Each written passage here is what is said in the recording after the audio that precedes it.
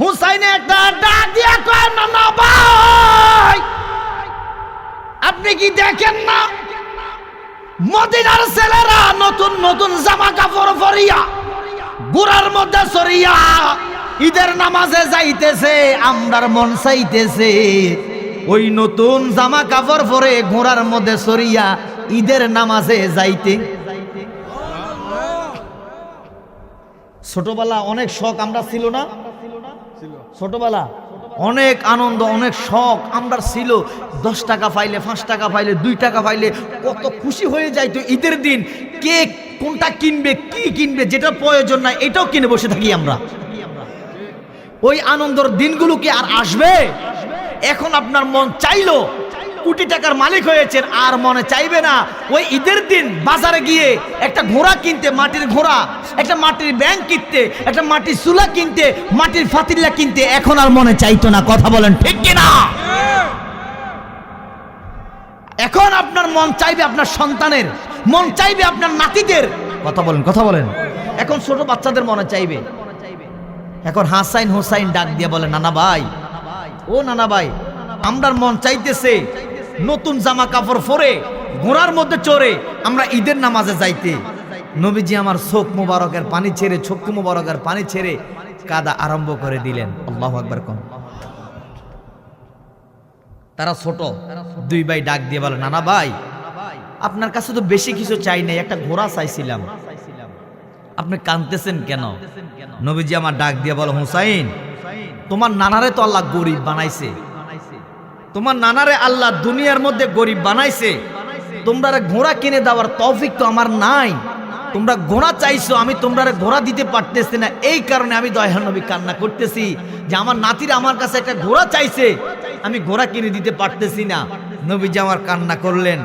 আমার আল্লাহ জিব্রাইলকে পাঠাইলেন, জিব্রাইল আমার বন্ধুরে বলে দাও, আমার বন্ধু যেন হাসাইন হোসাইনের সামনে যেন কান্না যেন না করে, মুস্কি যেন হাসি দেয়, আর না হয় হাসাইন হোসাইন কষ্ট পেয়ে নানার কাছ থেকে দূরে চলে যাবে। আল্লাহু আকবার বলেন।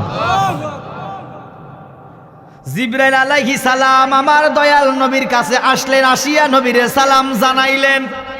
আসসালাতু ওয়াসসালামু আলাইকা ইয়া রাসূলুল্লাহ, আসসালাতু ওয়াসসালামু আলাইকা ইয়া হাবিবাল্লাহ। নবী গো কান্না বন্ধ করেন, আমার আল্লাহ বলছে এই মুহূর্তে কান্না করতেন না। হাসাইন হুসাইনের সামনে মুস্কি হাসি দেন, নাতিদেরকে একটু জড়াইয়া ধরেন। আমার দয়াল নবী আল্লাহর বন্ধু হাসাইন ও হুসাইন রে বুকের মধ্যে জড়াইয়া ডাক দিয়া কয়, ও কলিজার টুকরা হাসাইন, ও কলিজার টুকরা হুসাইন, গোরা চাইছো নানা ভাইয়ের কাছে, চিন্তা করো না, টেনশন করো না, তোমরার গোরার ব্যবস্থা হইয়া গেছে। কিসের ব্যবস্থা? গোরা ডাইনে নাই, গোরা বামে নাই, সামনে নাই, পিছনে নাই, নাই নাই নাই, আশেপাশে কোনো ঘোড়া নাই। আমার দয়াল নবী বলতেছে গোরার ব্যবস্থা হইয়া গেছে। এখন সিলেটবাসীর কাছে জানতে চাই, বলরামপুর গ্রামের মানুষের কাছে জানতে চাই, নবী আমার বলছে গোরার ব্যবস্থা হইছে, বলেন তো গোরার ব্যবস্থা হইছিনি? কথা কন না কা, নবী যে তো বলছে অতএব এটা হইয়া গেছে। হাকিকত আপনি আমি জানি না, যেটা দেখা যায় না এটা হলো মারফত, যেটাকে দেখা যায় না, ধরা যায় না, ছোঁয়া যায় না, গোপন থাকে, এটাই হলো মারফত। সুবহানাল্লাহ। আর যেটা দেখে ফেলে মানুষ এটা আর গোপন থাকে না, এটা প্রকাশ হয়ে যায়। এখন আমার দয়াল নবীজি, মায়ার নবীজি, আল্লাহর বন্ধু ডাক দিয়া কয়, হুসাইন চিন্তা করো না, টেনশন করো না, তোমরার গোড়ার ব্যবস্থা হইয়া গেছে। আল্লাহু আকবার। দেখেন নাতিদের প্রতি কেমন ভালোবাসা, এখনো দেখেন নাই। ঈদের দিন আজকে আমার নবী বলে গোড়ার ব্যবস্থা হয়ে গেছে।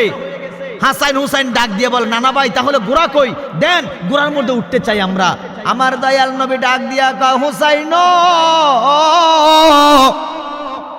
ও হুসাইন, তোমার নানা ভাই গোড়া সাইজা যাইব, তোমরা দুই ভাইয়ে কলিজার দুইটা নাতি তোমার নানা ভাইয়ের ফিটের মধ্যে উঠা যাও, তোমার নানা ভাই গোড়ার মতো চলিয়া চলিয়া ঈদের নামাজে লইয়া যাইব। টেনশন করো কেন, চিন্তা করো কেন? দয়াল নবী আমার গুড়ার মতন শুয়ে গেলেন, গুড়ার মতন সাইজলেন। নবীজির কলিজার টুকরা হাসাইন ও হুসাইন দুইটা ভাই আমার দয়াল নবীর ফিট মোবারকের মধ্যে উঠলেন। সাহাবাই কেরাম দাঁড়াইয়া দাঁড়াইয়া নানা নাতির ভালোবাসা চাইতেছে। এবার হুসাইন নবীজির ফিট মুবারকের মধ্যে উঠলেন, হাসাইন নবীজির ফিট মুবারকের মধ্যে উঠলেন। উঠটা ডাক দিয়া কয়, নানা ভাই গোড়া পাইলাম খুশি হইলাম, লেকিন গোড়ার লাগাম তো পাইলাম না। গোড়ার মধ্যে উঠলে একটা লাগাম থাকে, আমরা তো গোড়ার লাগাম পাইলাম না। যেটার মধ্যে উঠলে যেটা পাওয়া যায় এটা তো পাইলাম না। আমার নবী একটা ডাক দিয়া কয়, হুসাইন ও হুসাইন, চিন্তা করো কেন, টেনশন করো কেন? এত চিন্তা করিও না, টেনশন করিও না। হুসাইন তোমার নানা ভাই লম্বা লম্বা চুল আছে, চুলগুলার দুইটা ভাগ করিয়া তুমি হাসাইনে একটা ভাগ ধরো, তুমি হুসাইন অপর ভাগটা ধরো, হইয়া যাইব। আমার দয়াল নবীজি মায়ার নবীজি গুড়া সাজিয়া হাসাইন হুসাইন ফিটের মধ্যে লইয়া ঈদের নামাজে লইয়া গেলেন। এমন হাসাইন হুসাইন রে দয়াল নবী বলে, কেউ যদি কষ্ট দেয়, আঘাত দেয়, সে যেন আমি নবীর আঘাত দিল, কষ্ট দিল। আর আমি হুসাইন রে, আমার হুসাইন রে যদি কেউ ভালোবাসে, মোহাব্বত করে, হাসাইন রে কেউ যদি ভালোবাসে, মোহাব্বত করে, আমার নবীজি একটা ডাক দিয়া কয়, মাবুদ কেউ যদি আমার হাসাইন হুসাইন রে ভালোবাসে, তুমি খোদা তাদেরকে ভালোবাসিও। আল্লাহু আকবার। আসসালাতু ওয়াসসালামু আলাইকা ইয়া রাসূলুল্লাহ, আসসালাতু ওয়াসসালামু আলাইকা ইয়া হাবিবাল্লাহ, আসসালাতু ওয়াসসালামু আলাইকা ইয়া শাফিয়াল মুজনাবিন, আসসালাতু ওয়াসসালামু আলাইকা ইয়া রাহমাতাল লিল আলামিন, আসসালাতু ওয়াসসালামু আলাইকুম ইয়া আহলে বায়াত, আসসালাতু ওয়াসসালামু আলাইকুম ইয়া ফাক পাঞ্জাতন, আসসালাতু ওয়াসসালামু আলাইকুম ইয়া কুল্লুল আউলিয়া, আলহামদুলিল্লাহি রাব্বিল আলামিন, খালিকিস সামাওয়াতি ওয়াল আরদি, আসসালাতু ওয়াসসালামু আলা মান কানা নাবিয়্যান ওয়া আদামু বাইনাল মা'i ওয়াত-তিন, ওয়া সাইয়্যিদানা ওয়া নাবিয়্যানা ওয়া হাবিবানা ওয়া শাফি'ানা ওয়া মাওলানা মুহাম্মদ সাল্লাল্লাহু তাআলা আলাইহি ওয়া আলা আলিহি وعلى آله وأصحابه وأهل بيته وعلماء أهل سنته أجمعين.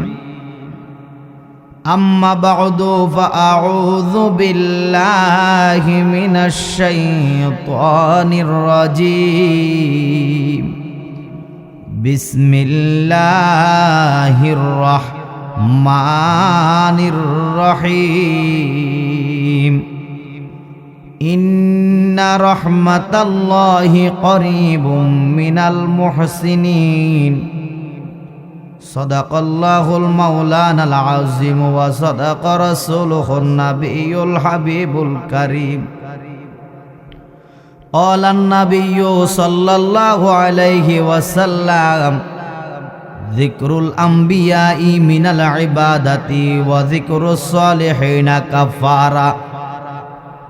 إن الله وملائكته يصلون على النبي يا أيها الذين آمنوا صلوا عليه وسلموا تسليما. اللهم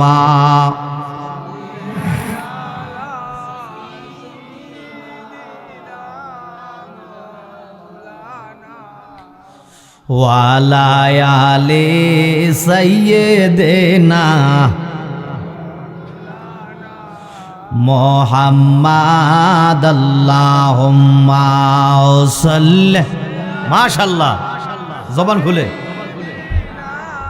মাওলানা মোহাম্মদ ওয়া আলা আলি সাইয়্যিদিনা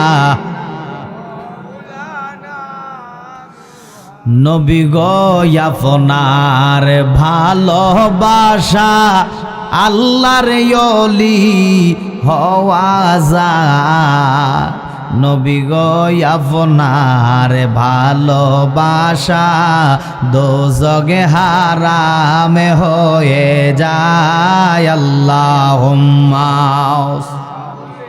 মহব্বতে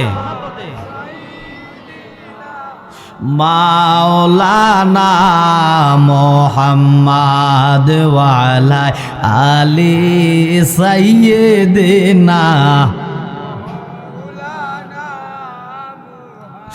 কবে যে মরিব গো আল্লাহ মরণ লেখছ কোন জায়গায় নবীজিকে না দেখাইয়া কবর দেশে নিও না আল্লাহুম্মা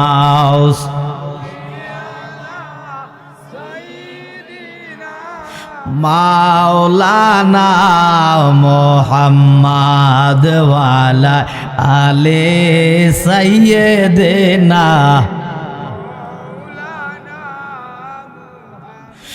এমন ভালো বাসরে মন আমার দয়াল নবীরি যেমন ভালো বেসেছিলেন আবু বকর সিদ্দিকে আল্লাহুম্মা সাইয়্যিদিনা মাওলানা মোহাম্মদ ওয়া আলা আলি সাইয়্যিদিনা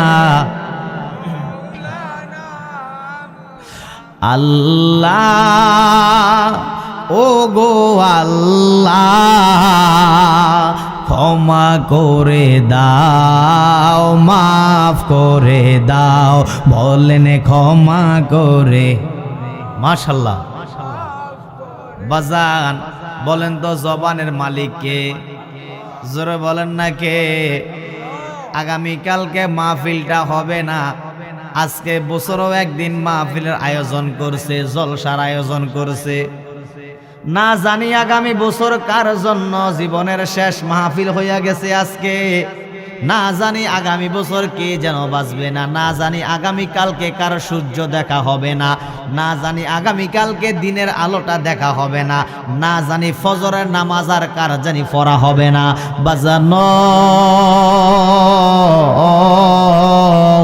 আমার নবী একটা ডাক দিয়া কয় উম্মত রে তোমরা বেশি বেশি করে মরণের কথা স্মরণ করো যেই ব্যক্তি মরণের কথা বেশি বেশি করে স্মরণ করে ওই লোকটার দ্বারা খারাপ কাজ কর্ম হয় না গুনার কাজ হয় না পাপের কাজ হয় না কারণ মরণের কথা স্মরণ করলে আল্লাহর ভয় পরকালের ভয় কবরের ভয় ভিতরে আসে আর কবরের ভয় যখন পরকালের ভয় যখন আমার মাওলার ভয় যখন ভিতরে আসে ওই লোকটার দ্বারা খারাপ কাজকর্ম হয় না ওই লোকটা যেই লোকটা বেশি বেশি করে মরণের কথা স্মরণ করবে রে আমার নবী ডাক দিয়া কয় উম্মত রে তার জন্য মরণটা সহজ হইয়া যায় আল্লাহু আকবার বলেন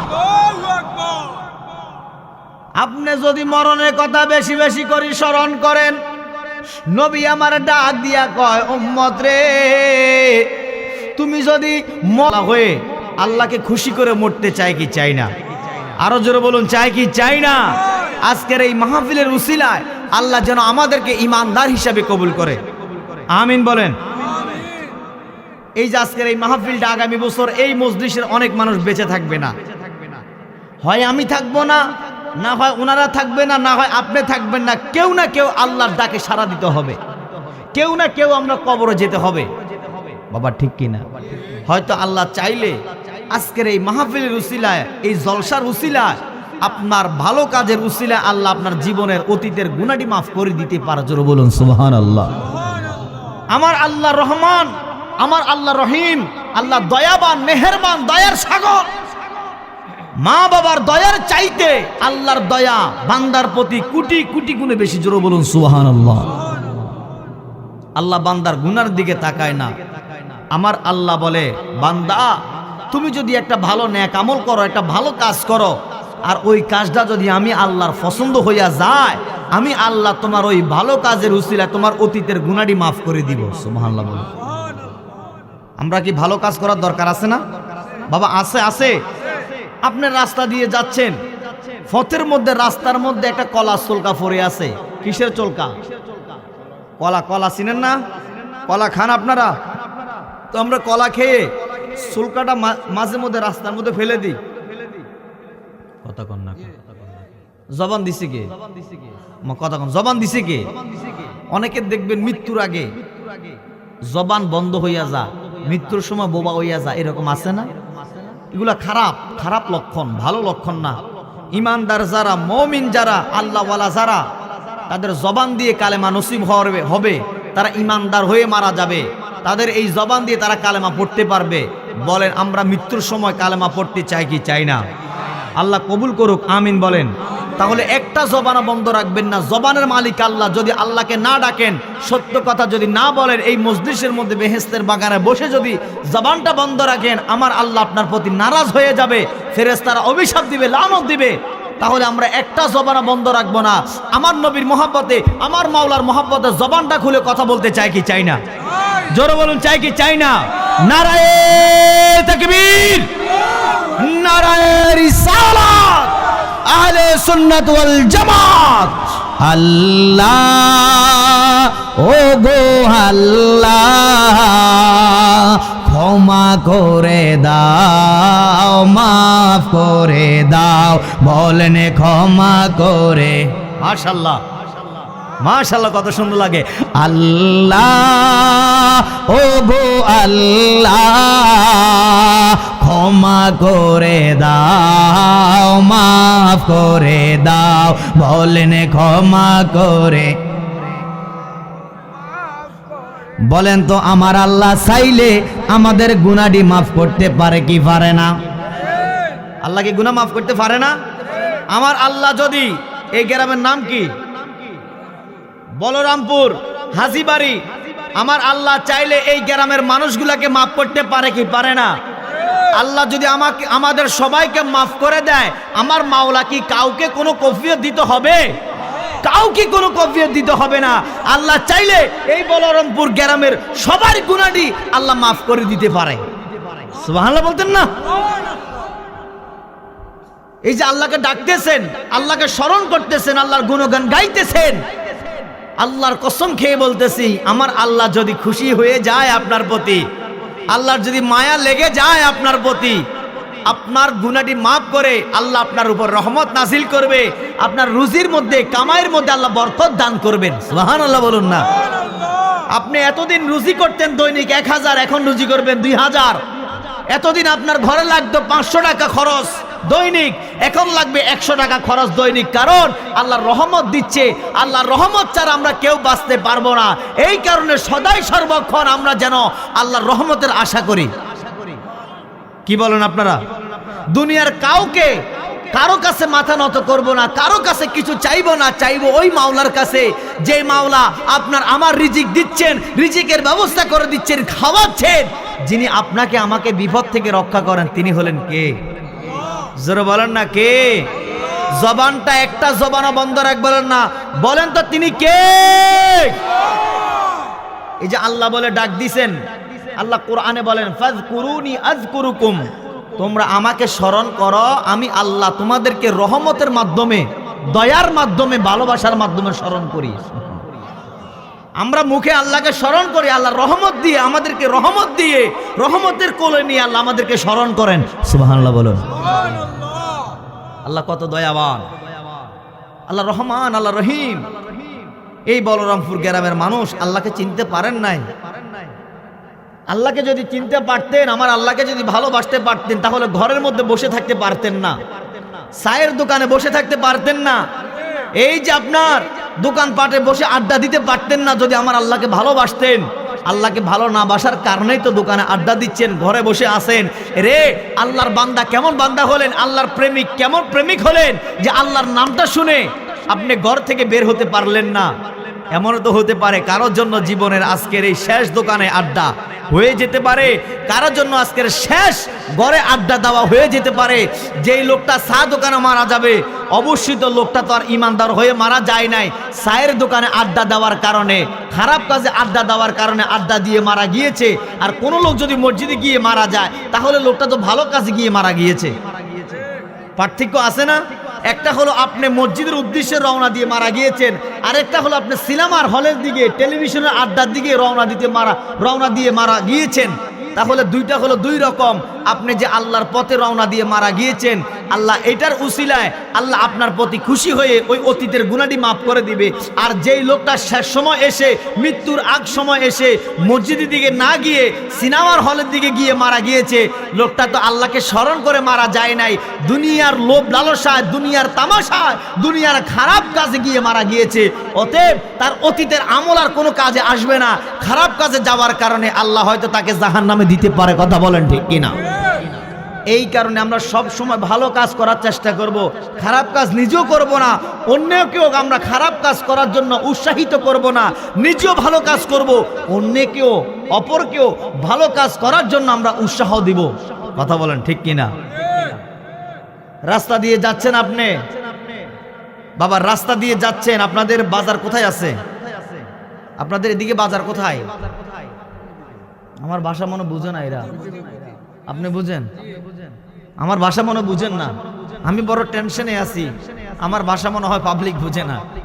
বাজার কোথায়? বাজার বাবা এখানে চলে আসেন। হ্যাঁ আচ্ছা বসতে, ঠিক আছে, বসেন বসেন বসেন, এখানে বসেন বসেন। আমি গুরুত্বপূর্ণ একটি আলোচনা নিচ্ছি, অতএব আপনারা এভাবে উঠবেন না, আমার সামনে আসবেন না, যে যেখানে পারেন এখানে বসে যান। আল্লাহর রহমত যদি হয় তাহলে মানুষ আসবে, আর রহমত যদি না হয়, আল্লাহর ভালোবাসা প্রেম ভিতরে না আসলে এটা আসবে না। বাজান আমার দিকে চান, আমি কিন্তু বেশি সময় দিব না, সর্বোচ্চ 1 ঘন্টা আলোচনা করে আমি বিদায় নিয়ে চলে যাব। বাজান আপনাদের বাজারটা কোথায়? আপনারা বাজার করেন কোথায় গিয়ে? মৌলভী বাজারে গিয়ে বাজার করেন। আচ্ছা ঠিক আছে, মেনে নিলাম।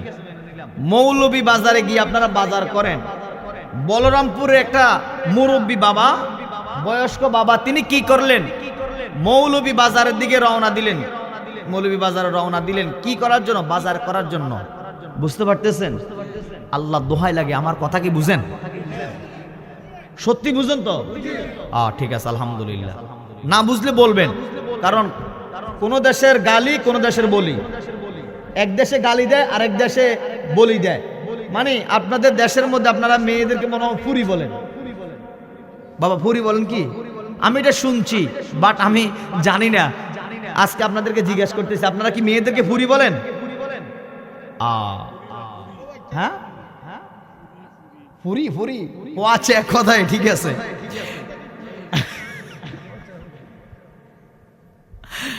কথাটা শুনেন। আর আমরা দেশের মধ্যে আমরা মেয়েদেরকে তো ফুরি বা যেটাই বলেন আপনারা, আমরা এটা তো বলি না। আমরা ওই আপনার আলু দিয়ে যেটা বানায় দোকানে ফুরি, যেটা খায়, আমরা এটারে ফুরি বলি। তাহলে আমরা দেশের ভাষা একরকম, আপনাদের দেশের ভাষা। আমি তো বোঝানোর জন্য কথাটা বলতেছি। আমরা নোয়াখালী আমরা বলি হানি ভাষা, মনে আপনারা মনে বুঝতেছেন না, আমি ব্যর্থ হয়ে যাচ্ছি। এটা নাম কি বাবা? এটার নাম কি? আমরা বলি হানি, আমরা ফানি বলি না, আমরা বলি হানি। তাহলে আপনাকে ভাষা আমার ভাষার মধ্যে তফাৎ আছে। জিনিস একটা, জিনিস কয়টা? ওয়াটার, মাম, জল, এরপরে যায় ফানি, হানি। জিনিস তো একটাই, কিন্তু ভাষাগত ভাবে যায় পার্থক্য আছে না? ছেড়ে দিলাম। তো না বুঝলে বলবেন হুজুর আমি বুঝি নাই।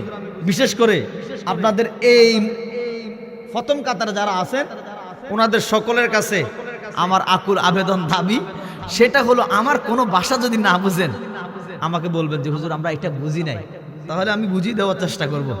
কি বলেন? যদি আপনারা না বুঝেন তাহলে আমি ওয়াজ করে এখান থেকে 1-1.5 ঘন্টা ওয়াজ করে আমি বিদায় নিয়ে চলে যাব। আপনারা না বুঝলে সকালবেলা আপনারা চা দোকানে গিয়ে এটা সমালোচনা করবেন যে হুজুর এটা কি বললো, আমরা তো বুঝলাম না। আমাকে নিয়ে নানান ধরনের কথাবার্তা হবে, বাজে কমেন্ট হবে। আমি চাচ্ছি না।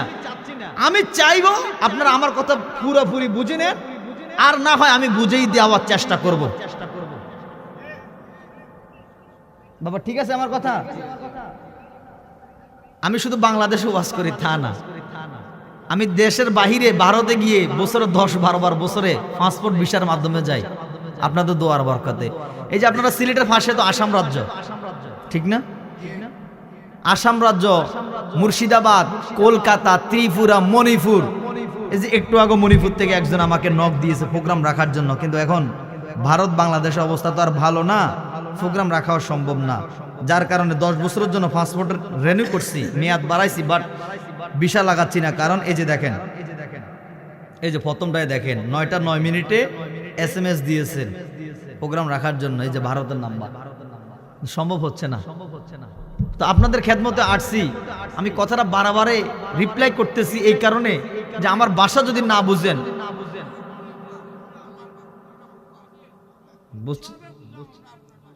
আমি কিন্তু আপনাদের ভাষা বুঝি না, এই কারণে আপনারা আমাকে একটু হেল্প করবেন, একটু সহযোগিতা করবেন ইনশাল্লাহ। মারহাবা কোন মারহাবা। আবার আমি যখন সিলেটে অ্যাভেলেবেল আসবো, মাসে 2-4 বার আসবো, তখন আপনাদের ভাষা আমার ভাষা আর কেউ কারো ভাষা বুঝতে সমস্যা হবে না। আমি সিলেট প্রোগ্রাম নিই না, বছরে 1-2টা প্রোগ্রাম নিতে, 1-2টা প্রোগ্রামে তো আর ভাষা বোঝা সম্ভব না। কথা বলেন ঠিক কিনা? আমার বাজান বাবারা, ভাইরা, বন্ধুরা, গভীর মনোযোগ। মৌলভী বাজারের দিকে বলরামপুর গ্রামের একটা যুবক রওনা দিয়েছে। বাজার থেকে একজন মুরব্বী, দাড়ি ফাকনা মুরব্বী বলরামপুর গ্রামের দিকে আসতেছে। রাস্তা একটা, মানুষ একজন আসবে আর একজন যাইবে। রাস্তা কয়টা? জোর বলুন কয়টা? রাস্তা হলো একটা। এই যে রাস্তাটা দিয়া একজনে যায় আর একজনে আসে, পথের মধ্যে দুইজনে দেখা হয়, ক্রসিং হয়, সাক্ষাৎ হয়। হয়নি? এখন মুরব্বী মানুষটা, বয়স্ক মানুষটা, আমার বাবার সমতুল্য মানুষটা, দাদার সমতুল্য মানুষটা মনে মনে ভাবতেছে। কি ভাবতেছে? ওই যে ফোলাটা বাজারের দিকে যাইতেছে, মুরব্বী বাজার থেকে আসতেছে, মুরব্বী মনে মনে ভাবে, বয়স্ক মানুষটা মনে মনে ভাবে, ফোলাটা আমারে সালাম দিব। ফোলাটা আমারে কি দিব? সালাম দিব। এরকম মনে মনে ভাবেন না? আর ফোলা, ওই যুবক মনে মনে ভাবতেছে, আমি কেন সালাম দিয়াম, বুইড়াটা আমার সালাম দিব। মুরব্বী আমার সালামের অপেক্ষায় আছে আর আমি মুরব্বী সালামের অপেক্ষায় আছি। মুরব্বী আমার সালাম দিব, আমার ভিতরে এটা ধারণা। আর মুরব্বীর ধারণা কি? জালাল সাহেব হয়তো আমার সালাম দিব।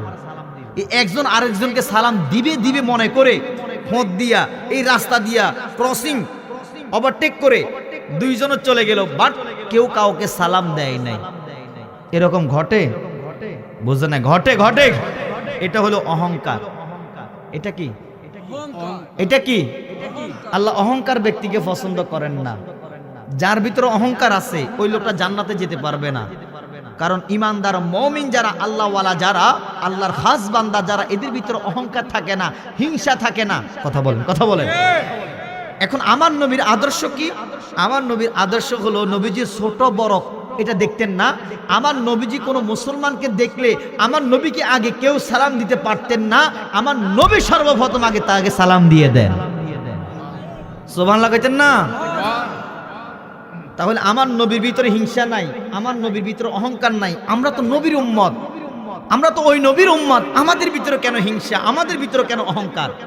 আমার মুরব্বী নানা, আমার বাবা, তিনি যদি মনে মনে ভাবতেন যে সে ছোট মানুষ, আমাকে সালাম দেখ আর না দেখ, আমি আজকে তাকে আগে সালাম দেব। উনি যদি আমাকে আগে সালাম দেন, আমি একটু শরম পাবো, লজ্জিত হব। কারণ উনি আমার বাবার সমতুল্য হয়ে, দাদার সমতুল্য হয়ে উনি আমাকে আগে সালাম দিয়েছে। আমি তো ওনার ছেলের সমতুল্য কিংবা নাতির সমতুল্য, আমি একটু লজ্জা পেয়ে গেছি। আবার পরের দিন যখন সাক্ষাৎ হবে, দেখা হবে, এবার মুরব্বী আগে সালাম দিতে হবে না, ওনার আগে আমি ওনাকে সালাম দিব, কারণ উনি তো মুরব্বী। তাহলে ওনার কাছ থেকে আমি শিক্ষা গ্রহণ করে নিলাম। এটাই হলো নবীর আদর্শ। জোরে বলুন সুবহানাল্লাহ। নবীকে যদি মানেন, নবীকে যদি ভালোবাসেন, লাকাদ কানা লাকুম ফি রাসূলিল্লাহি উসওয়াতুন হাসানা, নবীজির আদর্শ ফলো করুন, নবীকে মানেন, তাহলে হাসরের ময়দানে আমার নবীর সাথে হাসর নসর হবে, নবীর শাফায়াত নসিব হবে, নবীর সাথে জান্নাতে থাকতে পারবেন। জোরে বলুন সুবহানাল্লাহ। আমরা এখন থেকে সালাম দেব ইনশাআল্লাহ। ছোট বড় যাকে দেখি, ঘরের বিবি হোক, মা হোক, খালা হোক, বোন হোক, সন্তান হোক, আমি যাকে দেখব সে যদি মুসলমান হয়ে থাকে আমি তাকে সর্বপ্রথম আগে সালাম দিব। যেই ব্যক্তি আগে সালাম দেয় ওই লোকটা অহংকার মুক্ত হয়। যে আগে সালাম দেয় তার উপর রহমত নাজিল হয়। যে আগে সালাম দেয় সে 90টা নেক পায়। সুবহানাল্লাহ। তাহলে আগে সালাম দেওয়ার ফজিলতটা বেশি। তাহলে আমরা বেশি বেশি করে সালাম দেব ইনশাআল্লাহ। ইনশাআল্লাহ বলেন। সালামের মাধ্যমে শত্রুতা দূর হয়ে যায়, সালামের মাধ্যমে ভালোবাসা সৃষ্টি হয়, সালামের মাধ্যমে আল্লাহওয়ালা হওয়া যায়, সালামের মাধ্যমে শত্রুতা দূর হয়ে বন্ধুত্ব সম্পর্ক হয়ে যায়। জোরে বলুন সুবহানাল্লাহ। আল্লাহুম্মা সাল্লি আলা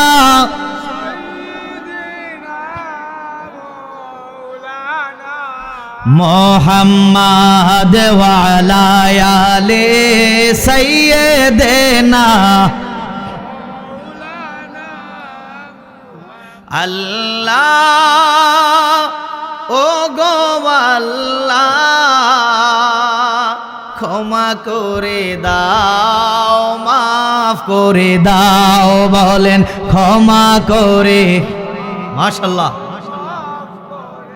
যতদিনে এই জীবন খানা বাঁচিবে সুপথে চালাও, মাফ করে দাও, বলেন আল্লাহ ও গো আল্লাহ ক্ষমা করে দাও, মাফ করে দাও, বলেন ক্ষমা করে। তোমাকে না চিনিয়া নবীকে না দেখিয়া ঈমান এনেছি তবুও, তোমাকে না দেখিয়া নবীকে না চিনিয়া ঈমান এনেছি তবুও, এই ওসিলা আমাদের ক্ষমা করে দাও, ক্ষমা করে দাও, মাফ করে দাও, বলেন আল্লাহ ও গো আল্লাহ ক্ষমা করে দাও, মাফ করে দাও, বলেন ক্ষমা করে। আল্লাহ আমাদের সবাইকে ক্ষমা করে দাও, মাফ করে দাও। জবানটা খুলে বলেন না আমিন। দয়াল নবী আমার, মায়ার নবী আমার, আল্লাহর বন্ধু, দু জাহানের বাদশা নবী, ইমামুল মুরসালিন, রাহমাতাল লিল আলামিন, আল্লাহর প্রিয় নবী, আল্লাহর প্রিয় বন্ধু মুহাম্মাদুর রাসূলুল্লাহ সাল্লাল্লাহু আলাইহি ওয়াসাল্লাম। জোরে বলেন মারহাবা। নবী আমার জানের জান, আমার প্রাণের প্রাণ, আমার কলিজার টুকরা, তিনি আল্লাহ পাকের প্রিয় হাবিব। লা ইলাহা ইল্লাল্লাহ মুহাম্মাদুর রাসূলুল্লাহ, লা ইলাহা ইল্লাল্লাহ আল্লাহ সারা মাবুদ নাই, মুহাম্মাদুর রাসূলুল্লাহ আল্লাহ পাকের প্রিয় রাসূল, প্রিয় বন্ধু। কোন সুবহানাল্লাহ। নবীজি আমার ঈদের দিন নবী আমার মসজিদে নববীর মধ্যে গেলেন। এমন টাইমে নবীজির কলিজার টুকরা হাসাইন ও হুসাইন, আদরের দুইটা নাতি, ছোট ছোট মাসুম বাচ্চা, অল্প বয়স, আমার দয়াল নবীজির আদরের নাতি, কলিজার টুকরা, যাদের ব্যাপারে আমার নবী একটা ডাক দিয়া কয়, উম্মত রে, কেউ যদি আমার নাতি হাসান হুসাইনকে কষ্ট দেয় সে যেন আমারে কষ্ট দিল, কেউ যদি আমার নাতি হাসান হুসাইনকে ভালোবাসে সে যেন আমি দয়াল নবীরে ভালোবাসলো। আপনার নাতি, আপনার ছেলে, তাদেরকে, ছোট বাচ্চাদেরকে কেউ যদি ভালোবাসে তার প্রতিও ভালোবাসা এসে যায় অটো, ঠিক কিনা? ওনার যদি নাতি থাকে, ওনার নাতিটাকে যদি আমি ভালোবাসি উনি খুশি হবে। কথা বলেন ঠিক কিনা? মনে রাখবেন, পৃথিবীতে সবচেয়ে মধুর সম্পর্ক হলো নানা নাতির মধ্যে, দাদা নাতির মধ্যে। এর চাইতে মধুর সম্পর্ক এই পৃথিবীর মধ্যে নাই। বাবা তার সন্তানের প্রতি এতটা মহব্বত আসে না, নানা দাদা নাতির মধ্যে যে মহব্বত, যে ভালোবাসা আসে, এই ভালোবাসা তো আমার নবীর কাছ থেকে আসছে। আচ্ছা, এখানে আপনারা যারা মুরব্বী আছেন, আপনাদের নায়নাতকুর আছে না? মেয়ের ঘরে হোক আর ছেলের ঘরে হোক, নায়নাতকুর, এদের প্রতি ভালোবাসা কম না বেশি? আপনার ছেলে মেয়ে চাইতেও এদের প্রতি ভালোবাসা বেশি না? এই ভালোবাসা তো আমার নবীর কাছ থেকে আসছে। সুবহানাল্লাহ বলুন।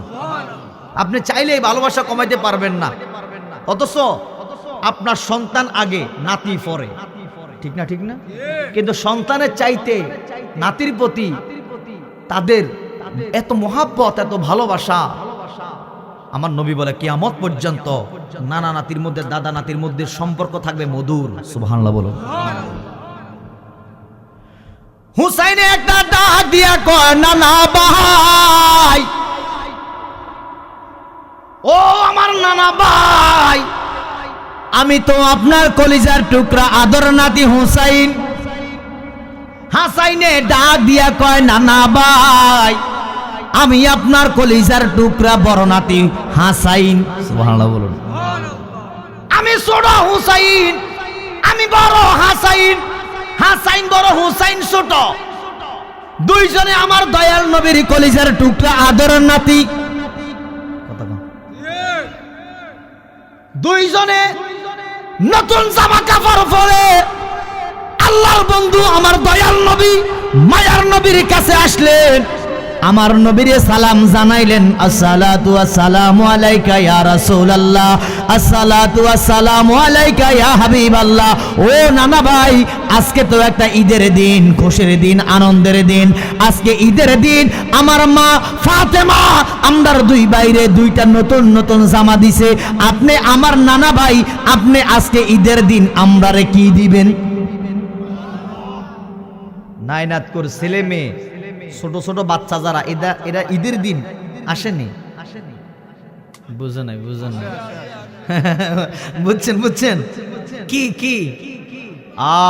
টাকা টাকা টাকা, টাকার জন্য আসে না?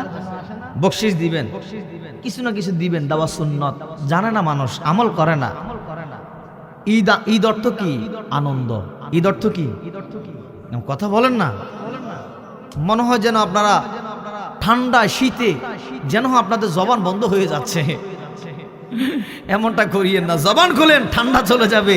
এই যে চাদর খুলে ফেলতে হয়েছে, অলরেডি ঘামাচ্ছে, একটু পর আমার এইটা খুলে ফেলতে হবে, কোটটা, ঠান্ডা চলে যাচ্ছে। আপনারাও জবান খুলে শরীরটা লাড়া দেন, দেখবেন ঠান্ডা চলে যাবে নবীর মহব্বতে। আল্লাহু আকবার কোন। নবীর রওজা শরীফ দেখে মন ভরে না, নবীর রওজা শরীফ দেখে মন ভরে না। দিদার দাও গো শাহে মদিনা, দিদার। নবীর রওজা শরীফ দেখে মন ভরে না, নবীর রওজা শরীফ দেখে মন ভরে না। দিদার দাও গো শাহে মদিনা, দিদার। হুসাইন নবীর আদরের নাতি হাসাইন, দুই ভাই ডাক দিয়া কয়, নানা ভাই, আজকে ঈদের দিন আমরার মা ফাতেমা আমরার দুই বাইরে দুইটা নতুন নতুন জামা দিছে। আজকে ঈদের দিন, আনন্দের দিন, খুশির দিন। আপনি নানা ভাইয়ের পক্ষ থেকে আমরার দুই বাইরে আপনি কি দিবেন? তো নবীজি তো বুঝছে আমার নাতিকে কিছু লাগবে। নবীজি ডাক দিয়ে কয়, নানা ভাই, আপনার মা তো ধনী মানুষ, এলে আপনার করে জামা দিছে, আপনার নানা তো গরিব, আপনার নানা কিটা দিব? নানার কাছে কিটা চান? নানা ভাই, বেশি কিছু চাই না। কিটা চান? আমরা দুই ভাইয়ের একটা ঘোড়া লাগবো। মারাবা কইতেন না? কি লাগবো? ঘোড়া। ঘোড়া কয় কেন? হুসাইনে একটা ডাক দিয়া কয়, নানা ভাই, আপনি কি দেখেন না মদিনার ছেলেরা নতুন নতুন জামা কাপড় পরিয়া ঘোড়ার মধ্যে চড়িয়া ঈদের নামাজে যাইতেছে, আমরার মন চাইতেছে ওই নতুন জামা কাপড় পরে ঘোড়ার মধ্যে সরিয়া ঈদের নামাজে যাইতে। ছোটবেলা অনেক শখ আমরা ছিল না? ছোটবেলা অনেক আনন্দ, অনেক শখ আমরা ছিল। 10 টাকা পাইলে, 5 টাকা পাইলে, 2 টাকা পাইলে কত খুশি হয়ে যাইতো ঈদের দিন। কে কোনটা কিনবে, কি কিনবে, যেটা প্রয়োজন নাই এটাও কিনে বসে থাকি আমরা। ওই আনন্দের দিনগুলো কি আর আসবে? এখন আপনার মন চাইলো, কোটি টাকার মালিক হয়েছেন, আর মনে চাইবে না ওই ঈদের দিন বাজারে গিয়ে একটা ঘোড়া কিনতে, মাটির ঘোড়া, একটা মাটির ব্যাংক কিনতে, একটা মাটির চুলা কিনতে, মাটির ফাতিল্লা কিনতে এখন আর মনে চাইতো না। কথা বলেন ঠিক কিনা? এখন আপনার মন চাইবে আপনার সন্তানের, মন চাইবে আপনার নাতিদের। কথা বলেন, কথা বলেন। এখন ছোট বাচ্চাদের মনে চাইবে। এখন হাসাইন হোসাইন ডাক দিয়ে বলে, নানা ভাই, ও নানা ভাই, আমরার মন চাইতেছে নতুন জামা কাপড় পরে ঘোড়ার মধ্যে চড়ে আমরা ঈদের নামাজে যাইতে। নবীজি আমার চোখ মুবারকের পানি ছেড়ে, চক্ষু মুবারকের পানি ছেড়ে কাদা আরম্ভ করে দিলেন। আল্লাহু আকবার কোন। তারা ছোট, 2 ভাই ডাক দিয়ে বলে, নানা ভাই, আপনার কাছে তো বেশি কিছু চাই নাই, একটা ঘোড়া চাইছিলাম, আপনি কাঁদতেছেন কেন? নবীজি আমার ডাক দিয়ে বলে, হুসাইন, তোমার নানারে তো আল্লাহ গরিব বানাইছে, তোমার নানারে আল্লাহ দুনিয়ার মধ্যে গরিব বানাইছে, তোমরা ঘোড়া কিনে দেওয়ার তৌফিক তো আমার নাই। তোমরা ঘোড়া চাইছো, আমি তোমরা ঘোড়া দিতে পারতেছি না, এই কারণে আমি দয়াল নবী কান্না করতেছি যে আমার নাতিরা আমার কাছে একটা ঘোড়া চাইছে, আমি ঘোড়া কিনে দিতে পারতেছি না। নবীজি আমার কান্না করলেন। আমার আল্লাহ জিব্রাইলকে পাঠাইলেন, জিব্রাইল, আমার বন্ধুরে বলে দাও, আমার বন্ধু যেন হাসাইন হোসাইনের সামনে যেন কান্না যেন না করে, মুস্কি যেন হাসি দেয়, আর না হয় হাসাইন হোসাইন কষ্ট পেয়ে নানার কাছ থেকে দূরে চলে যাবে। আল্লাহু আকবার বলেন। জিব্রাইল আলাইহিস সালাম আমার দয়াল নবীর কাছে আসলেন, আসিয়া নবীরে সালাম জানাইলেন। আসসালাতু ওয়াসসালামু আলাইকা ইয়া রাসূলুল্লাহ, আসসালাতু ওয়াসসালামু আলাইকা ইয়া হাবিবাল্লাহ। নবী গো, কান্না বন্ধ করেন, আমার আল্লাহ বলছে এই মুহূর্তে কান্না করতেন না। হাসাইন হুসাইনের সামনে মুস্কি হাসি দেন, নাতিদেরকে একটু জড়াইয়া ধরেন। আমার দয়াল নবী আল্লাহর বন্ধু হাসাইন ও হুসাইন রে বুকের মধ্যে জড়াইয়া ডাক দিয়া কয়, ও কলিজার টুকরা হাসাইন, ও কলিজার টুকরা হুসাইন, গোড়া চাইছো নানা ভাইয়ের কাছে, চিন্তা করো না, টেনশন করো না, তোমরার গোড়ার ব্যবস্থা হইয়া গেছে। কিসের ব্যবস্থা? গোড়া ডাইনে নাই, গোড়া বামে নাই, সামনে নাই, পিছনে নাই, নাই নাই নাই, আশেপাশে কোনো ঘোড়া নাই। আমার দয়াল নবী বলতেছে গোড়ার ব্যবস্থা হইয়া গেছে। এখন সিলেটবাসীর কাছে জানতে চাই, বলরামপুর গ্রামের মানুষের কাছে জানতে চাই, নবী আমার বলছে গোড়ার ব্যবস্থা হইছে, বলেন তো গোড়ার ব্যবস্থা হইছিনি? কথা কন না কা, নবী যে তো বলছে অতএব এটা হইয়া গেছে।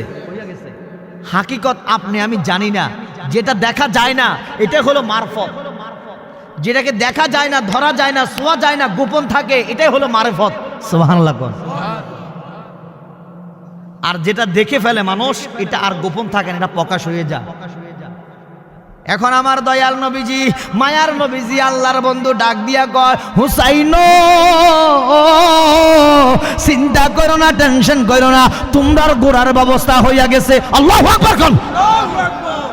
দেখেন নাতিদের প্রতি কেমন ভালোবাসা, এখনো দেখেন নাই।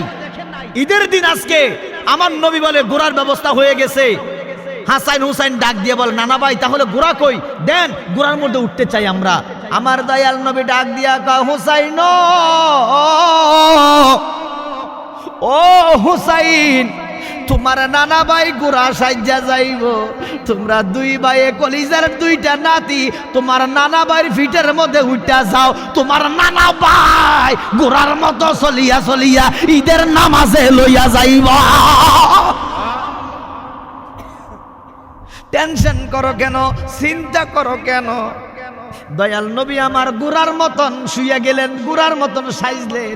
নবীজির কলিজার টুকরা হাসাইন হুসাইন 2টা ভাই আমার দয়াল নবীর ফিট মোবারকের মধ্যে উঠলেন। সাহাবাই কেরাম দাঁড়াইয়া দাঁড়াইয়া নানা নাতির ভালোবাসা চাইতেছে।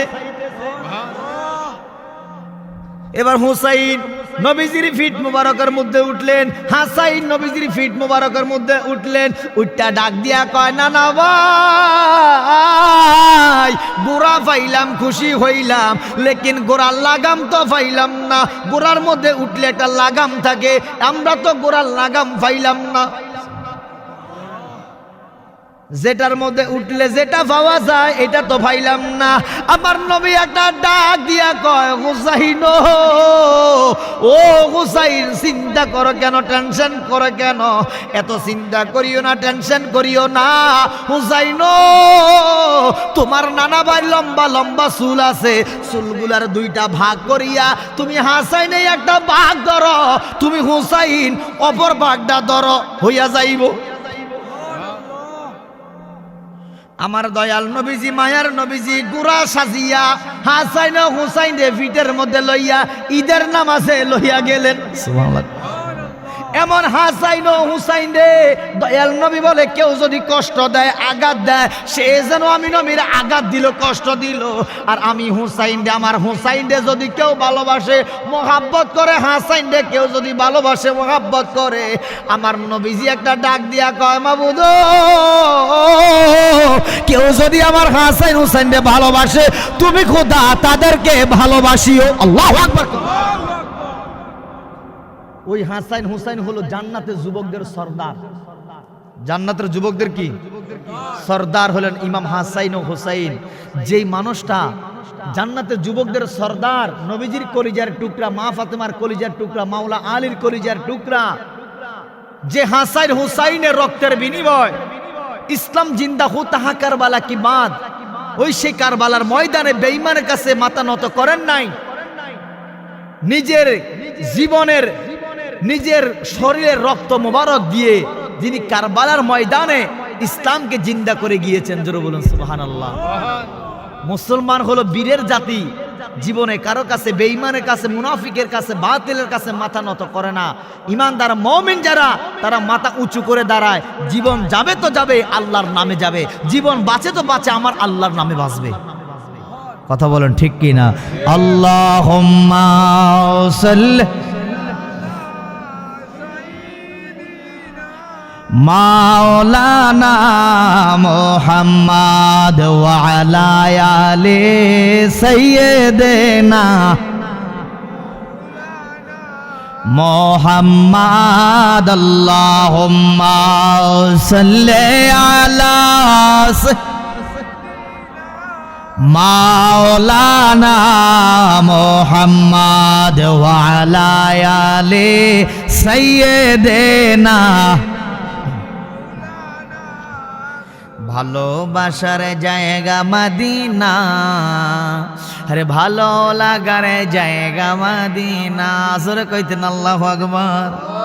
এই পৃথিবীতে সবচেয়ে সুন্দর জায়গা হলো মক্কা, সবচেয়ে সুন্দর জায়গা হলো মদিনা। মক্কা এবং মদিনার চাইতে এই পৃথিবীতে সুন্দর জায়গা আর নাই।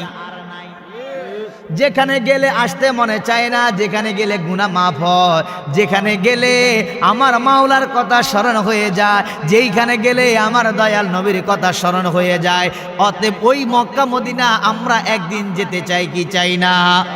আল্লাহ যাওয়ার তৌফিক দান করে দাও, আমিন।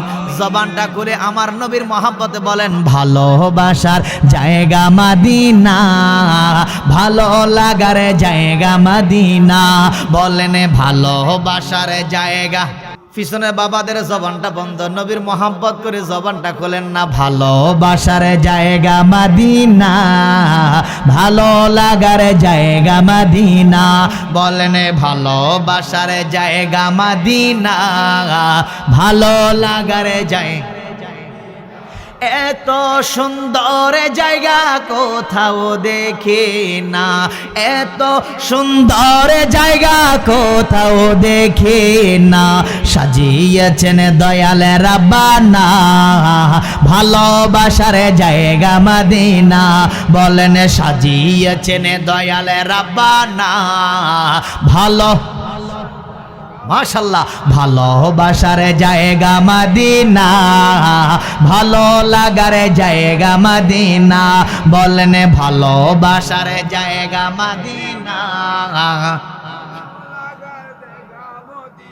যতই দুরুদ পড়ি তিপিতি মিঠে না, যতই দুরুদ পড়ি তিপিতি মিঠে না, মিলাদে অশান্তি লাগে না, মিলাদে অশান্তি লাগে না, ভালোবাসার জায়গা মদিনা, জবানে খোলে ভালোবাসার জায়গা মদিনা, ভালো লাগার জায়গা মদিনা, বলেন ভালোবাসার জায়গা মদিনা, ভালো লাগার জায়গা মদিনা।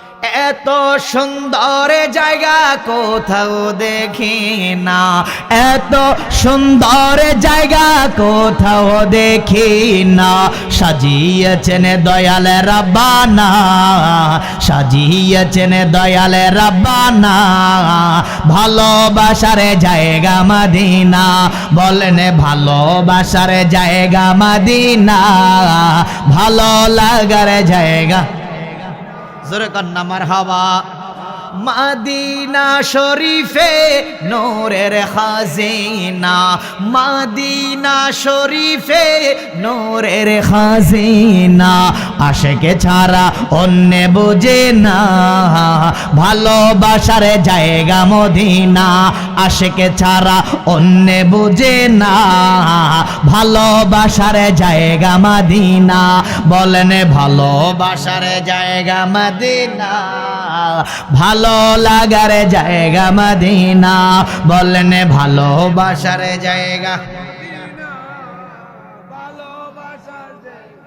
জোরে কন্না মারহাবা।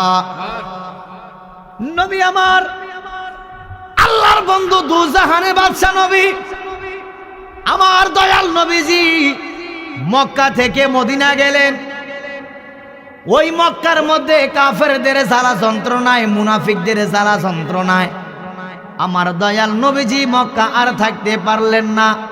জন্মভূমি মাতৃভূমি সারিয়া আমার দয়াল নবীজি চলে গেলেন সেই সোনার মদিনা। কোথায় গেলেন? জোরে বলো না, কোথায় গেলেন? সোনার মদিনা আমার নবীজি চলে গেলেন। নবীজি যখন আমার মদিনা চলে গেলেন, মদিনা যাওয়ার পর এখন মদিনা উন্নত হয়ে যাচ্ছে, দিন দিন মদিনা শরীফ আলোকিত হয়ে যাচ্ছে, দিন দিন বিধর্মীরা আমার নবীর কাছে এসে কালেমা পড়ে মুসলমান হয়ে যাচ্ছে, দিন দিন মুসলমানের সংখ্যা বেড়ে যাচ্ছে, মুসলমানের সংখ্যা দিন দিন বেড়ে যাচ্ছে। নবীজি আমার যেখান দিয়ে যায় বিধর্মীরা আমার নবীর কাছে কালেমা পড়ে মুসলমান হয়ে যায়। এখন আমার দয়াল নবীজি মদিনা শরীফের মধ্যে কোনো মানুষ যদি বিপদে পড়ে, ওই মানুষটা জানে একমাত্র আমার নবীর কাছে গেলে তার সমস্যার সমাধান হয়ে যায়। নবীজি হলেন ওমা আরসালনাকা ইল্লা রাহমাতাল লিল আলামিন, আল্লাহর রহমত হলেন আমার দয়াল নবীজি। উচ্চ আওয়াজে বলেন সুবহানাল্লাহ। আল্লাহ হলেন রহমান, আল্লাহ হলেন রব্বুল আলামিন, আমার নবী হলেন রাহমাতাল লিল আলামিন। আল্লাহ হলেন মালিক, আমার নবী হলেন রহমত। জোরে বলুন সুবহানাল্লাহ। এক ইহুদি বিধর্মী, অন্য ধর্মের অন্তর্ভুক্ত, ওই বিধর্মীটা মক্কা থেকে মদিনা আসলেন ব্যবসা করার জন্য। কিসের জন্য? আমাদের কুমিল্লার অনেক মানুষ আপনাদের সিলেটে আছে, আপনাদের সিলেটের অনেক মানুষ আমাদের কুমিল্লা আছে, আছে না? আছে না? ওই বিধর্মীটা ব্যবসা করার জন্য মক্কা থেকে মদিনা আসলেন। আসার পরে দিয়া ওই বিধর্মীটা রাত্র হয়ে গেল, সন্ধ্যা হয়ে গেল, থাকার জায়গা পায় না। তৎকালীন সময় থাকার মতো এমন হোটেল ছিল না, রেস্টুরেন্ট ছিল না, ভিআইপি কোনো ব্যবস্থা ছিল না। এখন যেমন সিলেট শহরের মধ্যে থাকার ভিআইপি ব্যবস্থা আছে, আছে না? 500 টাকা, 1000 টাকা, 2000 টাকা রাত্র থাকা যায়, বিপদে পড়লে রাত্রটা থাকা যায়। এখন লোকটা মক্কা থেকে মদিনা আসছে ব্যবসা করার জন্য, এখন রাত্র হয়ে গেল, থাকার কোনো জায়গা পায় না। যার কাছে যায় যে ভাই আমি একটু রাত্রটা থাকবো, থাকার কোনো জায়গা আছে? দয়াল নবী আমার মায়ার নবীজি মক্কা থেকে মদিনা আসলেন। এখন মদিনার মুসলমানের সংখ্যা দিন দিন বেড়ে যাচ্ছে। সুবহানাল্লাহ বলো। এখানে কি আমরা সবাই মুসলমান না? আমাদের বাংলাদেশে 95% কিংবা 92% আমরা মুসলিম, মানে 100-এর মধ্যে ধরেন 92 জন হলো মুসলিম। কার কারণে হয়েছে? একমাত্র হযরত শাহজালাল শাহফরান 360 আউলিয়ার উসিলা। সুবহানাল্লাহ কইতেন না? আল্লাহ আমাদেরকে কবুল করেছেন, কিন্তু শাহজালাল শাহফরান 360 আউলিয়ার উসিলায় আজ আমরা মুসলমান হয়েছি। যাদের কারণে আমরা মুসলমান বলে দাবি করতেছি, তাদেরকে আমরা ভুলে যাব? তাদেরকে মনে রাখার দরকার আছে। যতদিন পর্যন্ত বাংলাদেশ থাকবে ততদিন পর্যন্ত শাহজালাল শাহফরান 360 আউলিয়াকে মানুষ মনে রাখবে, কলিজার মধ্যে স্থান দিবে। কথা বলেন ঠিক কিনা? আর কেউ যদি শাহজালাল শাহফরানকে গালিগালাজ করে, বুঝতে হবে এটা মুসলমান নয়, এটা মুসলমান নয়। আমরা যখন সিলেটের দিকে রওনা হই, আমরা বাবা শাহজালাল শাহফরানকে স্মরণ করি। কেন জানেন? আরে এই পবিত্র জায়গায়, এই সিলেটের মধ্যে আমার মাওলার একজন ওলি মাহবুব বান্দা ঘুমিয়ে আছেন, যার কারণে আজকে বাংলাদেশটা আলোকিত হয়ে আছে। আপনি খেয়াল করে দেখেন, বিভিন্ন দেশের মধ্যে এত ঝড় তুফান আসে, আমরা হাজার গুণে বাংলাদেশের মানুষ এখনো ভালো আছি। বাবা ভালো আছি না? আল্লাহ আমাদের সবাইকে আল্লাহ ভালো রাখো। এই সিলেটবাসী কখনো ভুলে যাবেন না, আপনারা এত দামি হয়েছেন কেন জানেন? আপনারা সারা বাংলাদেশের তুলনায় আপনারা সিলেটবাসী দামি হয়েছেন একমাত্র হযরত শাহজালাল শাহফরানের কারণে। অতএব ওনাদেরকে ভুলে যাবেন না। ওনাদেরকে ভুলে গেলে রহমত চলে যাবে। ওনাদেরকে মনে রাখবেন। আমার দয়াল নবীজি, মায়ার নবীজি, আল্লাহর বন্ধু মক্কা থেকে মদিনা চলে আসলেন। দিন দিন মদিনার মুসলমান সংখ্যা দিন দিন বৃদ্ধি পাচ্ছে, বেড়ে যাচ্ছে। ওই বিধর্মীটা মক্কা থেকে মদিনা আসলো ব্যবসা করার জন্য। এখন রাত্র হয়ে গেল, সন্ধ্যা হয়ে গেল, থাকার জায়গা নাই। যার কাছে যায় যে ভাই আমি কি আপনার কাছে আপনার ঘরে থাকতে পারবো? না না ভাই, আমার ঘরে মানুষ আছে, আমার বিবি আছে, আমার মেয়ে আছে, আমার পরিবার আছে, থাকার কোনো জায়গা নাই। মানুষ একবেলা খাওয়াইতে রাজি আছে, মাগার ঘরের মধ্যে থাকার জায়গা দিতে রাজি নাই। ঠিক আছে না? আপনি একবেলা খেয়ে চলে যান, প্রয়োজনে আমার কাছ থেকে 10 টাকা নেন বা 100 টাকা নেন, আমি রাত্রে আপনাকে থাকতে দিতে পারবো না। কারণ সবার একটা নিরাপত্তার প্রয়োজন আছে না? আমি লোকটাকে চিনি না, জানি না, আমি লোকটাকে স্থান দিব, জায়গা দিব, আল্লাহ না করুক লোকটা যদি একটা অঘটন ঘটায়, ঠিক না? সবার নিয়ত তার ভালো না, মানুষ সবাই তার ভালো না। কার ভিতর কি আছে এটা আল্লাহ ছাড়া তো আর কেউ জানে না, কেউ কইতে পারে না বাবা। এখন লোকটা যার কাছে যায় সে ফিরাইয়া দেয়, মানে থাকার জায়গা দিচ্ছে না। লোকটা হতাশ হয়ে গেলেন, লোকটা ভেঙে পড়লেন যে আমি এই রাত্রটা এখন থাকবো কোথায়? এক ব্যক্তি বলতেছে, ভাই আপনি এত টেনশন করেন কেন, চিন্তা করেন কেন, থাকার জায়গা পাচ্ছেন না? কয় না। কয় তাহলে চলে যান, এই মদিনা শরীফের মধ্যে এমন একজন ব্যক্তি আছে, আপনি পৃথিবীর কোথাও যদি থাকার জায়গা না পান, মদিনার মধ্যে এমন একজন ব্যক্তি আছে যার কাছে গেলে আপনার থাকার ব্যবস্থা হয়ে যাবে, প্লাস খাবারের ব্যবস্থা হয়ে যাবে। তিনি আর কেউ না, তিনি হলেন আল্লাহর বন্ধু, তিনি হলেন মুহাম্মাদুর রাসূলুল্লাহ সাল্লাল্লাহু আলাইহি ওয়াসাল্লাম। উচ্চ আওয়াজে বলুন সুবহানাল্লাহ। আসলে কি আমার নবীর কাছে গেলে খালি ফিরে যাবে?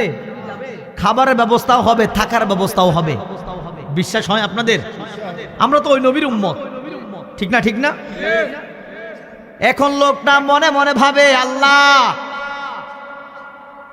যেই মানুষটারে আমি 24টা ঘন্টা গালিগালাজ করি, বিধর্মী, ওই ইহুদিটা আমার নবীরে 24টা ঘন্টা গালিগালাজ করে, বদনাম করে, নবীর গীবত গায়ে সমালোচনা করে। আজকে আমি যার সমালোচনা করলাম, সারাদিন যার গীবত গাইলাম, যার বিরুদ্ধে কথা বললাম, এখন নাকি আমি তার ঘরের মধ্যে, তার বাড়ির মধ্যে যাইতে হবে, থাকতে হবে। আল্লাহু আকবার। কোন আপনি যাকে দেখতে পারেন না, আপনার শত্রু ঘরে আজকে আপনি যেতে হবে। বিষয়টা একটু আশ্চর্য লাগতেছে না? আমি ওনাকে দেখতে পারি না, সারাক্ষণ ওনার বদনাম করি, কিন্তু আজকে আমি বিপদে পড়ি, ওনার কাছে থাকতে হবে। এখন লোকটা বাধ্য হয়ে চলে গেলেন আমার নবীজির দরবারে। সুবহানাল্লাহ।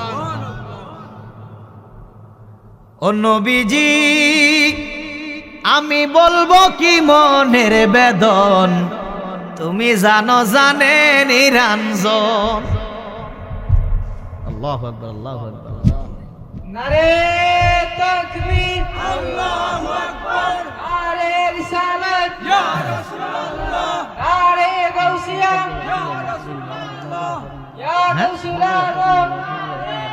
বুঝি না আরে সুন্নাত ওয়াল জামাত জিন্দাবাদ, জিন্দাবাদ, জিন্দাবাদ।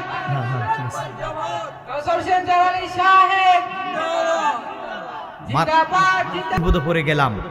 এই মদিনা শরীফের মধ্যে থাকার কোনো আমার জায়গা নাই। যার কাছে বলি সে আমাকে ফিরাইয়া দিচ্ছে। ইয়া রাসূলুল্লাহ, ইয়া হাবিবাল্লাহ, নবী গো, আপনার কাছে আপনার দরবারে আমি রাত্রটা থাকতে চাই, থাকার জায়গা হবে না। আমার নবী ডাক দিয়া বলে, ও ইহুদি, তুমি চিন্তা করো না, টেনশন করো না। দুনিয়ার কারো ঘরের মধ্যে যদি তোমার থাকার জায়গা না হয়, আমি আল্লাহর বন্ধুর ঘর থেকে, দরবার থেকে কেউ কোনো খালি ফিরে যায় না। আমার ঘরের মধ্যে থাকার জায়গা আছে, বলেন সুবহানাল্লাহ। তুমি আমার ঘরে থাকতে পারবা, থাকার জায়গা আছে। নবীজি আমার বিছনা করে দিলেন, সুন্দর করে লোকটার জন্য বিছনা করে দিলেন। নবীজির একটা চাদর তার জন্য বিছাইয়া দিলেন। কত মহাব্বত, কত ভালোবাসা। নবীর গায়ের চাদর, গায়ের চাদর বিছাইয়া দিলেন লোকটাকে থাকার জন্য।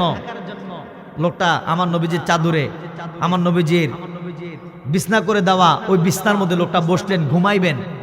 নবীজি আমার ডাক দিয়া বলে, ভাই, আপনার নিশ্চয় ক্ষুধা লাগছে, একটু বসেন, আমি আপনার জন্য খাবারের ব্যবস্থা করতেছি। নবীজি আমার ঘরের ভিতরে প্রবেশ করলেন, করে আমার দয়াল নবীজি তার জন্য এক পেয়ালা দুধ নিয়ে আসলেন। সুবহানাল্লাহ।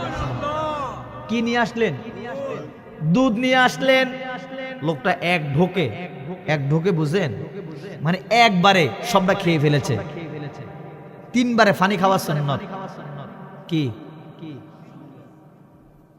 আসছেন কি কিছু শিখার জন্য না? বলেন না, কিছু শিখার জন্য আসছেন না? মনে রাখবেন, আজকে থেকে নবীর একটা সুন্নত, পানিটা যখন মুখে দিবেন বিসমিল্লাহ বলে পানিটা মুখে দিবেন। বিসমিল্লাহ বলে এক ডুক খাইলেন, একসাথে খাইবেন না। বিসমিল্লাহ বলে আবার আর এক ডুক খাইবেন, আবার বিসমিল্লাহ বলে 3 বারে 3 ঢোকে পানি খাইবেন। এক ঢোকে বিসমিল্লাহ বলে খাইলেন তো, আবার আরেক ঢোকে বিসমিল্লাহ বলে খাইবেন। এবার যদি ব্যাগটা খাইতে মনে চায়, প্রয়োজনে বিসমিল্লাহ বলে 3 বারের সময় ব্যাগটা খেয়ে ফেলেন। সুবহানাল্লাহ। কিন্তু একবারে পানি খাবেন না। কথা কি বুঝতে পারতেছেন? যে কোনো খাবার মুখে দেওয়ার আগে কি বলবেন? বলে না, কি বলবেন? পিছনে বাবারা, যে কোনো খাবার, আল্লাহর যে কোনো নিয়ামত মুখে দেওয়ার আগে কি বলবেন? আপনার শত্রুপক্ষ লোক যদি আপনাকে বিষ খাওয়াই দেয়, আর আপনি যদি আল্লাহর প্রতি বিশ্বাস থাকে, ইমান থাকে, আপনি তার জানেন না, ইচ্ছাকৃত খাচ্ছেন না, আপনি অনিচ্ছায় খাচ্ছেন, আপনি আল্লাহর প্রতি বিশ্বাস থেকে খাবারটা মুখে দিলেন। আপনার শত্রুপক্ষ যোগ আপনাকে যদি শত্রুদামি করে, দুশ্মনী করে, আপনাকে যদি কিছু খাওয়াইয়া দেয়, আপনি আল্লাহর নাম স্মরণ করে বিসমিল্লাহ বলে খাওয়ার কারণে আল্লাহ এটা ফানি করে দিবে। ইমান থাকতে হবে মালিকের প্রতি। আমার নবীজি তাকে কয় পেয়ালা দুধ দিলেন মনে নাই, কয় পেয়ালা? এবার লোকটা এক পেয়ালা দুধ খাইয়া ফালাইলেন এক ঢোকে। লোকটা এখনো বিধর্মী, এখনো কি মুসলমান হইছে না। এবার আমার দয়াল নবীজি বলতেছে, তোমার ফ্যাট ভরছিনি? কয় না, আমার ফ্যাট ভরে নাই। নবীজি আবার গেলেন, আরেক পেয়ালা দুধ নিয়ে আসলেন, নাও তুমি খাও। লোকটা আবার এক ঢোকে একবারে সবটা দুধ খাইয়া ফালাইছে। তাহলে কয় পেয়ালা হইলো বাবা? কয় পেয়ালা? নবীজি বলতেছে, তোমার পেট ভরছে? কয় না, আমার পেট ভরে নাই। নবীজি আবার ঘরে গেলেন, ভিতরে গিয়ে আরেক পেয়ালা দুধ নিয়ে আসলেন। লোকটা আবারও এক ঢোকে, মানে একবারে সবটা খেয়ে ফেলেছে। কয়বার হইলো? নবীজি বলতেছে পেট ভরছে, বলতেছেন আমার পেট ভরে নাই। এভাবে আমার নবীজি দিচ্ছে, ভিতরে যাচ্ছে, আবার নিয়ে আসতেছে, আবার যাইতেছে। এইভাবে নবীজি আমার তাকে 7 বারে, কয়বারে? 7 বারে 7 পেয়ালা দুধ আমার নবীজি তাকে দিলেন। আল্লাহু আকবার কর না। কয় পেয়ালা দিলেন? নবীজি আমার 7 পেয়ালা দুধ দেওয়ার পরে দিয়া নবীজি বলতেছে, ভাই তোমার পেট ভরছেনি? কয় এখন আমার পেট ভরছে। এখন কি ভরছে? তার মানে 7 পেয়ালা দুধ আমার নবীজির ঘরের মধ্যে 7 পেয়ালা দুধ ছিল 7 জন ব্যক্তির জন্য। কয়জন ব্যক্তির জন্য? হাসাইনের জন্য 1 পেয়ালা দুধ, হুসাইনের জন্য এক পেয়ালা দুধ, আমার মা ফাতেমার জন্য এক পেয়ালা দুধ, মাওলা আলীর জন্য এক পেয়ালা দুধ, আমার দয়াল নবীজির জন্য এক পেয়ালা দুধ। এইভাবে আমার নবীর ঘরের মধ্যে 7 জন আওলা ছিল, 7 জন ব্যক্তির জন্য 7 পেয়ালা দুধ ছিল। আল্লাহু আকবার কিতেন না? কয় পেয়ালা দুধ ছিল? আমরা ঘরের মধ্যে যখন তরকারি রান্না করি, তরকারির মধ্যে মাছ দেন না বাবা? কথা বলেন, মাছ দেননি? মাছ যদি দেন তাহলে প্রতিদিন আপনি এক নিয়মে রান্না করে যান। সেটা হলো মানে আপনার মেহমান যেদিন আসবে সেদিন ভিন্ন হিসাব, বাট মেহমান তো আর প্রতিদিন আসবে না। তো আপনি মাছের প্যাকেট যখন করেন, পলিথিনে মাছ যখন রাখেন ফ্রিজে ডিপে রাখেন না, তখন আপনার ঘরের মধ্যে মানুষ আছে 6 জন কিংবা 5 জন সদস্য, তাহলে আপনি টুরা মাছের টুরা কয়টা রাখেন? 5টা থাকলে 5টা, 6টা থাকলে 6টা, মানে একটা বাড়তি রাখেন না। বরঞ্চ যদি বাড়তি কোনো মেহমান আসে, নিজে না খাইয়া নিজের ফ্ল্যাটের নিজের জন্য যে টুরা রাখা হয়েছে ওইটা ওই মেহমানকে দিয়ে দেওয়া হয়। ঠিক আছে নি? এইভাবে তো আমরা মাছের প্যাকেট করি, ঠিক নি? ঠিক নি?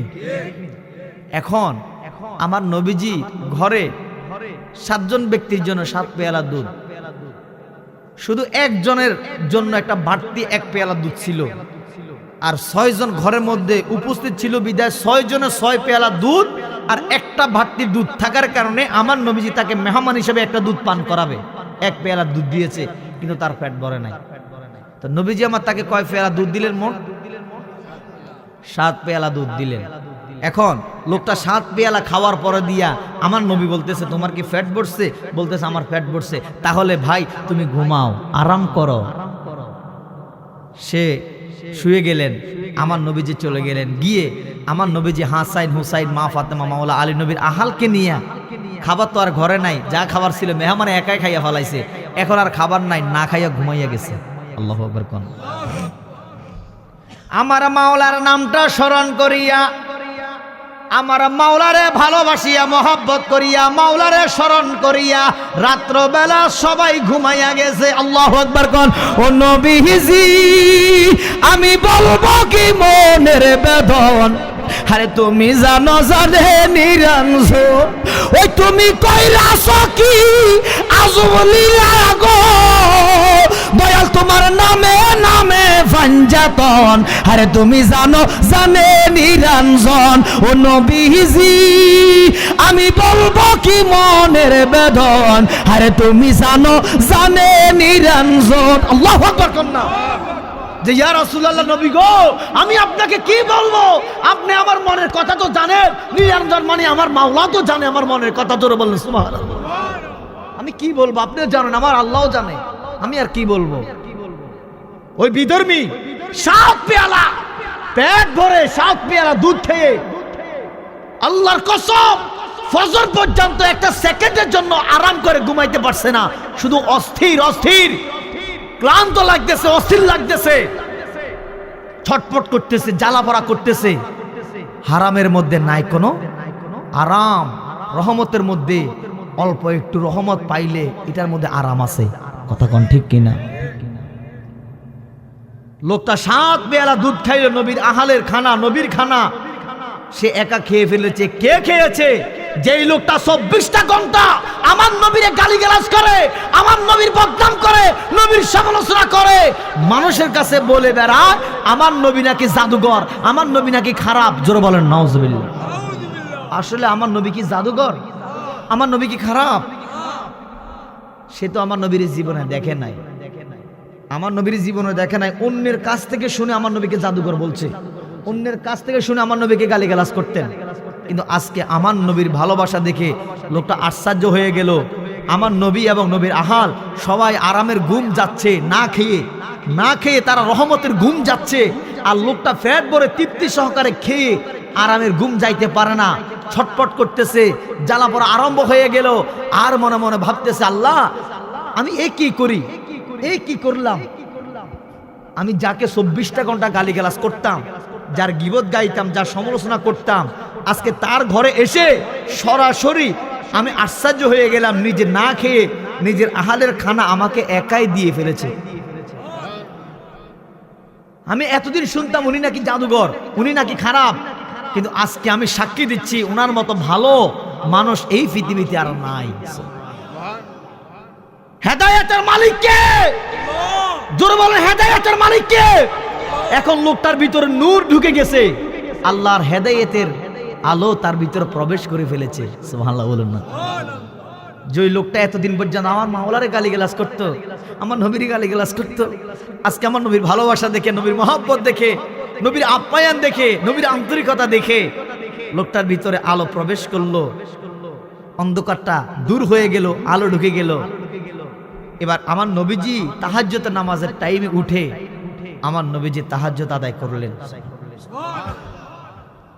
নবীজি আমার ফজরের নামাজের আগে দিয়া লোকটার কাছে গেলেন, ভাই কি অবস্থা, কেমন আছেন, কেমন ঘুম হইল? কয় নবী গো,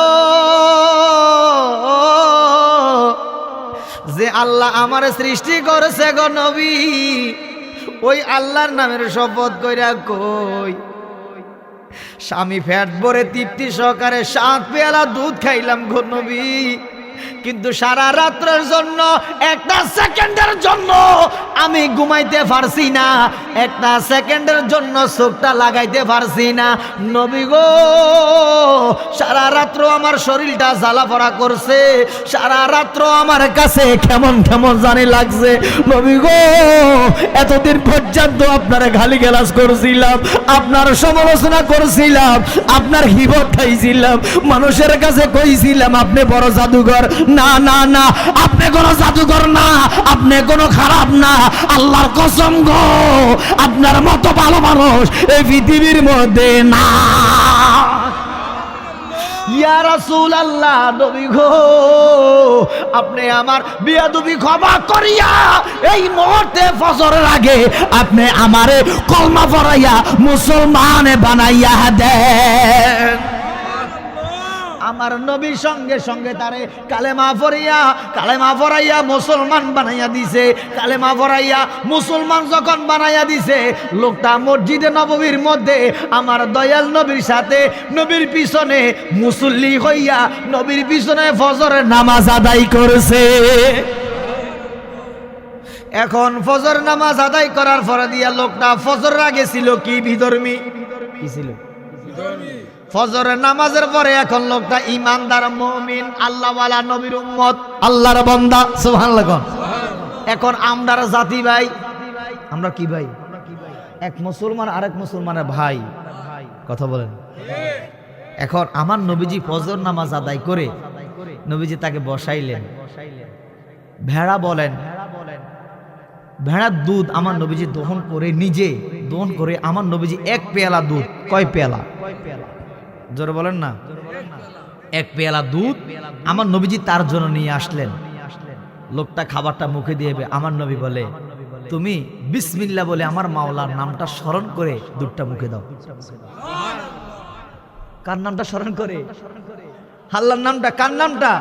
হ্যারে দমে দমে জাফরে মন আল্লাহ, হো দম থাকিতে ভইল না মন আল্লাহ।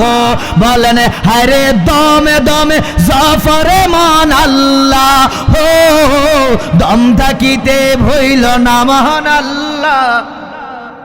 এখন লোকটা বিসমিল্লাহ বলে দুধটা যখন মুখে দিলে, কয় পেয়ালা দিছে? রাত্রে খাইছে কয় পেয়ালা? 7 পেয়ালা। এখন আমার নবীজি তাকে 1 পেয়ালা দিছে। লোকটা বিসমিল্লাহ বলে এই 1 পেয়ালা দুধ খেয়ে আমার নবীজির কাছে যখন পেয়ালাটা দিলেন, আমার নবীজি বলতেছে, আমি আরেক পেয়ালা দুধ তোমার জন্য নিয়ে আসতেছি। বলে, ইয়া রাসূলুল্লাহ, নবী গো, আমার তো 1 পেয়ালাই তো পেট ভরে গেছে,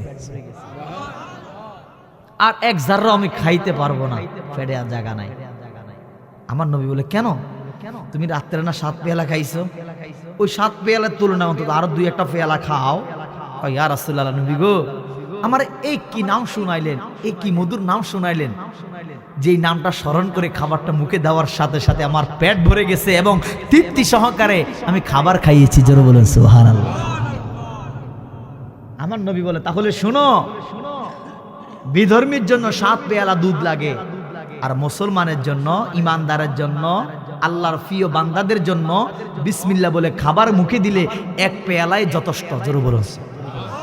মানে এক পেয়ালা, ধরেন এক গ্লাস, আমার নবী বলে যখন তুমি এক গ্লাস পানি বিসমিল্লাহ বলে মুখে দিবে, তুমি যত ক্ষুধার্ত থাকো না কেন, বিসমিল্লাহ বলে আমার মাওলার নামটা স্মরণ করে যখন তুমি খাবারটা মুখে দিবে, আমার নবী বলে তুমি তৃপ্তি সহকারে খাবার খাইতে পারবে, এক পেয়ালা খেয়েই তুমি শেষ করতে পারবে না। জোরে বলুন সুবহানাল্লাহ। নবীজি বিধর্মীকে বললেন, তুমি ফজরের আগে ছিলা বিধর্মী, এখন তুমি মুসলমান হয়ে গেছো, আমার সাহাবী হয়ে গেছো, ইমানদার হয়ে গেছো, মুমিন হয়ে গেছো। অতএব এতদিন তোমার 7 পেয়ালা লাগতো, এখন থেকে তোমার আর 7 পেয়ালা লাগবে না। তুমি বিসমিল্লাহ বলে যখন খাবারটা মুখে দিবা, তোমার এক পেয়ালায় সেরে যাবে। জোরে বলুন সুবহানাল্লাহ। তাহলে বলেন তো, যেই মাওলার নামটা স্মরণ করে খাবার মুখে দিলে তৃপ্তি সহকারে খাবার খাওয়া যায়, যেই মাওলার নামটা স্মরণ করে খাবারটা মুখে দিলে এক পেয়ালায় সেরে যায়, এক প্লেটে সেরে যায়, বলেন তো ওই মাওলাকে স্মরণ করার দরকার আছে? স্মরণ করার দরকার আছে? আপনি হাঁটতেছেন, মনে মনে আমার আল্লাহর নাম স্মরণ করেন। আপনি ঘুমাইতেছেন, আপনি আমার মাওলার নামটা স্মরণ করে ঘুমান। আপনি খাবারটা মুখে দিচ্ছেন তো আমার মাওলার নামটা স্মরণ করে খাবারটা মুখে দেন। আপনি কাজ করতেছেন তো আমার মাওলার নামটা স্মরণ করেন আর কাজ করেন। মাল্লাহুল মাওলা ফালাহুল কুল। যেই ব্যক্তি আমার মাওলার হয়ে যায়, আমার মাওলা তো তার হয়ে যায়। আপনি আমার মাওলার হয়ে যান, আমার মাওলা আপনার হয়ে যাবে। আপনি যখন আমার আল্লাহর হয়ে যাবেন, আমার আল্লাহ যখন আপনার হয়ে যাবে, আমার আল্লাহ বলে বান্দা তুমি যখন আমার হয়ে যাবে আর আমি যখন তোমার হয়ে যাব, তোমার হাত আর হাত থাকবে না, তোমার হাত আমি আল্লাহর কুদরতি হাত হয়ে যাবে, তোমার জবান আমি আল্লাহর কুদরতি জবান হয়ে যাবে, তোমার পাও আমি আল্লাহর কুদরতি পাও হয়ে যাবে, তোমার চোখ আমি আল্লাহর কুদরতি চোখ হয়ে যাবে, তোমার কান আমি আল্লাহর কুদরতি কান হয়ে যাবে। যা দ্বারা তুমি শুনো, যা দ্বারা তুমি দেখো, যা দ্বারা তুমি বলো, যা দ্বারা ধরো, যা দ্বারা তুমি চলতে পারো, উচ্চ আওয়াজে বলুন সুবহানাল্লাহ। আমরা আমার মাওলাকে খুশি করে ফেলি, আমার মাওলাকে রাজি করে ফেলি। আসুন আজকে থেকে আমরা ওয়াদা করব, পাপ কাজে লিপ্ত হব না, খারাপ কাজে লিপ্ত হব না, নামাজ ছাড়বো না, মা বাবাকে কষ্ট দিব না, হালাল খাবো, হালাল পথে চলবো, আল্লাহর জিকির করব, 5 ওয়াক্ত নামাজ পড়বো, মা বাবার খেদমত করব। তাহলে আপনি আমার মাওলার খাস বান্দা, ইমানদার, মুমিন হয়ে যাবেন। আপনি জবান দিয়ে যেটা বলবেন এটাই আল্লাহ কবুল করে নেবেন। আল্লাহর প্রিয় বান্দা হওয়ার দরকার আসেনি? জোরে বলেন না, হওয়ার দরকার আসেনি? ও প্রিয় হাবিব পাগলের রাখছো কেন দূরে, ও প্রিয় হাবিব পাগলের রাখছো। পাগল ছিল অস্করণী জুব্বা দিলা তারে, আমরা পাগল কিছু চাই না, চাই যে তোমারে। প্রিয় হাবিব পাগলের রাখছো কেন দূরে, ও প্রিয় হাবিব পাগলের রাখছো কেন দূরে, ও প্রিয় হাবিব। পাগল ছিল অস্করণী জুব্বা দিলা তাহারে, আমরা পাগল কিছু চাই না, চাই যে তোমারে। প্রিয় হাবিব পাগলের রাখছো কেন দূরে, ও প্রিয় হাবিব পাগলের রাখছো কেন দূরে, ও প্রিয় হাবিব। যেরকম মারহাবা, আজ রকম মারহাবা। কি খারাপ লাগতেছে? ইনশাল্লাহ আল্লাহ যদি হায়াতে বাঁচিয়ে রাখেন, কখনো বেঁচে থাকলে দেখা হবে, মরে গেলে হাসরের ময়দানে আল্লাহ যেন আমার নবীজির কাছে, নবীজির কদমে আমাদের সবাইকে কবুল করেন। হাসরের ময়দানে যেন আমরা আমার নবীজির দেখা পাই। তাহলে নবীর দেখা যদি পেতে চান, নামাজের দরকার নাই। হ্যাঁ, নামাজের দরকার নাই, মা বাবার খেদমতের দরকার নাই। নবীকে পেতে চান, আল্লাহকে পেতে চান, তাহলে 5 ওয়াক্ত নামাজ পড়েন, মা বাবার খেদমত করেন, ময় মুরব্বীদেরকে সম্মান করেন, ইজ্জত করেন, সন্তানদেরকে কোরআন শিক্ষা দেন, আলেম বানান, হক পথে চলেন, হালাল খান, হারাম উপার্জন করিয়েন না। হারামের মধ্যে নাই কোনো আরাম, আপনি হারাম পথে টাকা রুজি করবেন, আজকে ঘরে গিয়ে বিবিকে জিজ্ঞাসা করবেন তোমাদের সুখের জন্য তো এত হাজার হাজার লক্ষ টাকা ইনকাম করি, বলো তো আমি মরে গেলে আমার পাপের ভাগটা কি তোমরা নিবে?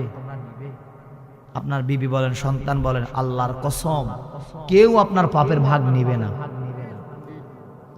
পাপের ভাগ নিবে কেউ? আপনার কেউ নিবে না। তাহলে কার জন্য হারাম পথে রুজি করেন বাবা? যেই লোকটা আপনার পাপের ভাগ নিবে না তাকে তো আমি এত সুখে রাখার প্রয়োজন নাই। আল্লাহ আমাকে যে অবস্থা রেখেছেন ওই অবস্থায় আলহামদুলিল্লাহ, আমার হারাম পথে রুজি করার প্রয়োজন নাই।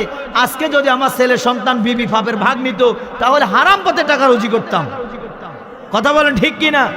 যেতে এই দুনিয়াতে কেউ আমার পাপের ভাগ যেহেতু নিবে না, আমি আজকে থেকে তো তওবা করব। আল্লাহর কসম, আল্লাহ বান্দার অতীতের গুনার দিকে তাকাই না।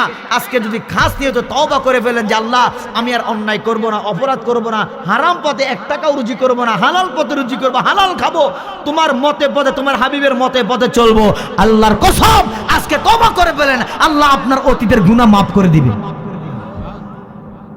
আল্লাহ মাফ করতে কতক্ষণ? আমরা আল্লাহর কাছে ক্ষমা চাই না। আমরা দিন দিন হারাম পথে রুজি করতেছি। মানুষ মানুষের প্রতি মায়া চলে যাচ্ছে, ভালোবাসা চলে যাচ্ছে, আন্তরিকতা চলে যাচ্ছে। এক সময় মানুষ মানুষের প্রতি ভালোবাসা ছিল, একজন বিপদে পড়লে 10 জন এগিয়ে আসতো। এখন কেন জানি মানুষ মানুষকে খুন করে বলে, মানে কুদুম মায়া লাগে না এদের। এটা বলেন আপনি কাউকে খুন করে কি দুনিয়ার মধ্যে শান্তিতে থাকতে পারবেন? দুনিয়ার প্রশাসন যদি আপনাকে নাও ধরে কোনো সমস্যা নাই, দুনিয়ার আইন আদালতে যদি আপনার বিচার নাও হয় কোনো সমস্যা নাই, কিন্তু নিজের একটা বিবেক আছে। বিবেক আছে না? পৃথিবীর সবচেয়ে বড় আদালত হলো মানুষের বিবেক। এই বিবেককে কি বলবেন? যতদিন পর্যন্ত বেঁচে থাকবেন আপনার বিবেক আপনাকে বলে দিবে কি করছ তুই, লোকটাকে খুন করে কি পাইলি, কি শান্তি পাইলি, কি আরাম পাইলি। এই বিবেক আপনাকে সারাটা জীবন মরণ পর্যন্ত জ্বালিয়ে আপনাকে বিরক্ত করে ফেলবে। কথা বলেন ঠিক কিনা? আল্লাহ আমাদেরকে সঠিক পথে চলার তৌফিক দান করো। আরো জোরে বলেন আমিন।